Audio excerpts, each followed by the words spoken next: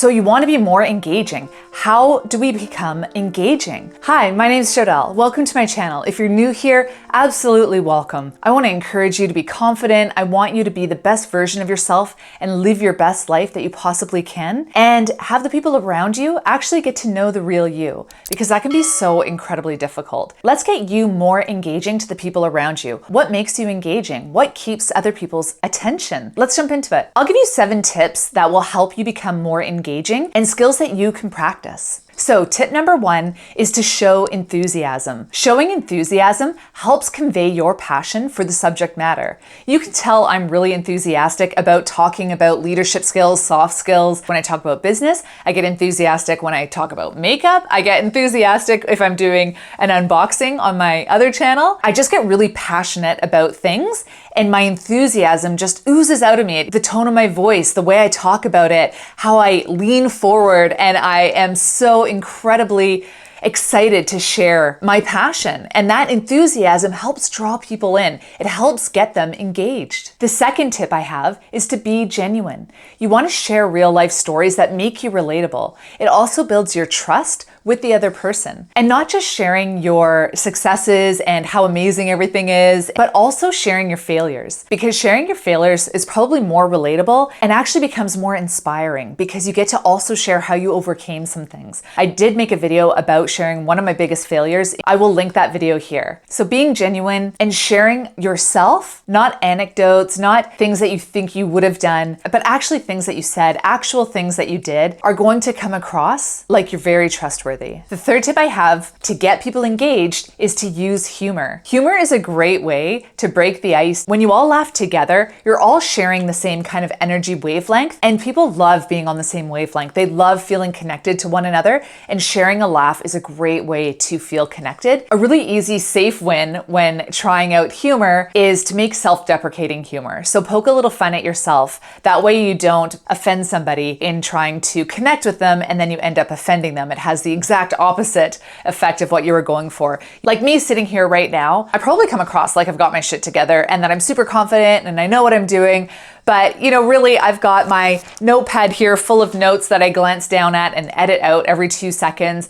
I am wearing, my little Lululemon joggers, so I look like business up top, but I'm like totally cash on the bottom. I had to lock one of my dogs up in the other room because he just kept chewing his bone extremely loudly, and that sort of thing is the stuff that you can poke fun at. That makes you more relatable. That makes it a little more genuine.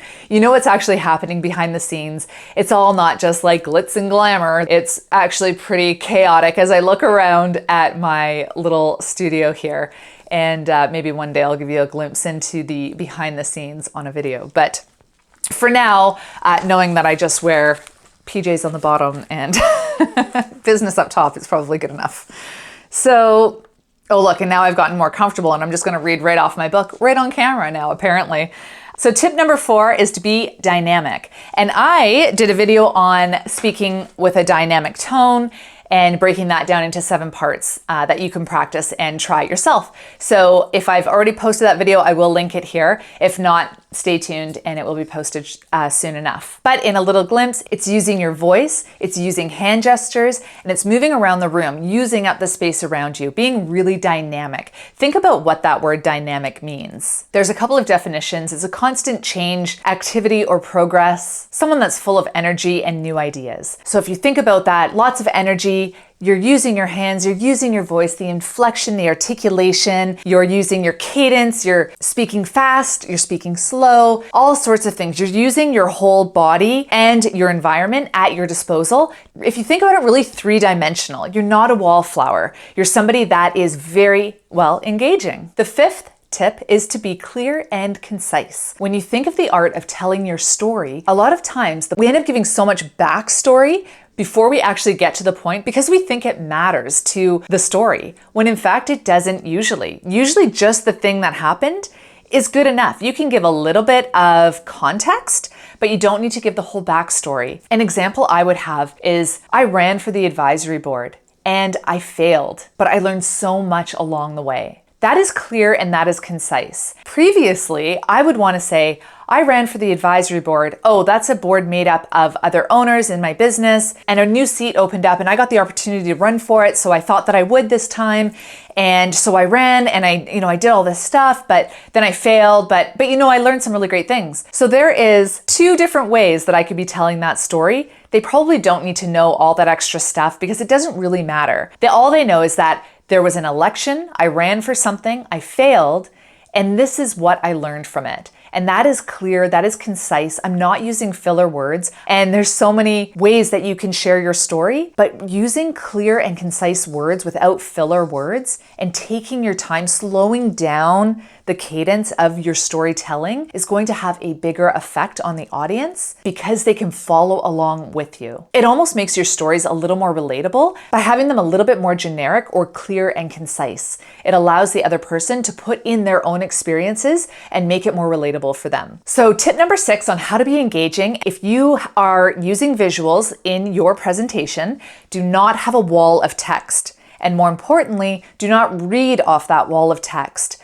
What you want to have is a couple of bullet points, speaking points that you can speak to that remind you to stay on track, make sure that you hit all the points that you want to hit, but ultimately you want to be so well versed in what you're speaking about that you can go off topic a little and speak from experience and speak from memory. It makes you more engaging. If you have a big wall of text, people will usually lose their focus off of you, put it onto that wall of text and start reading it and actually tune you out because now they're concentrating on the words that they're reading. And that's the last thing you want to have happen. As a speaker at the front of the room, you want the attention on you. You want people engaged. You want them listening to what you're saying. You don't want them to miss a drop of your most amazing information that you're sharing with them. So be careful of your visuals and make sure they just accentuate what you're saying so that your audience stays engaged in the words that you're saying, and so they can feed off your energy. That wall of text, I guarantee you, is not giving any energy. And the last thing to make you really engaging is to end with what you started with. So that brings your presentation, that brings your story, that brings your hook,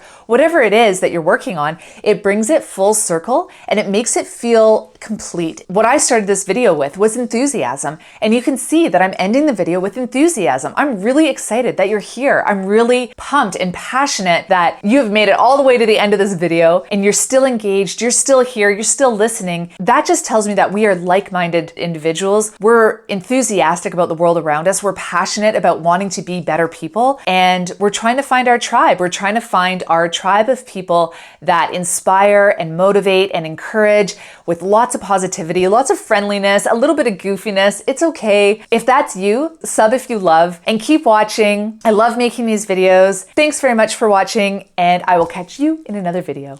Bye!